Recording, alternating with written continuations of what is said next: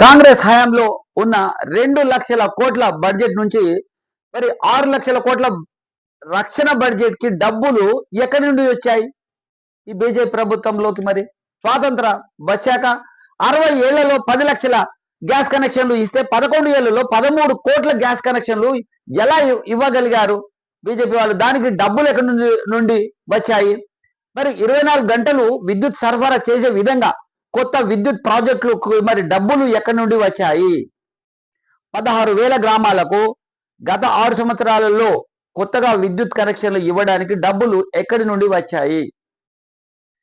ఇంటింటికి మరుగుదొడ్లకి డబ్బులు ఎక్కడి నుండి వచ్చాయి?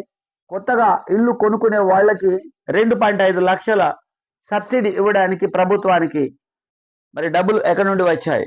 ముఖ్యంగా కేంద్ర ప్రభుత్వానికి రోజుకి 8 కిలోమీటర్ల నుండి ఇప్పుడు బీజేపీ ప్రభుత్వం వచ్చిన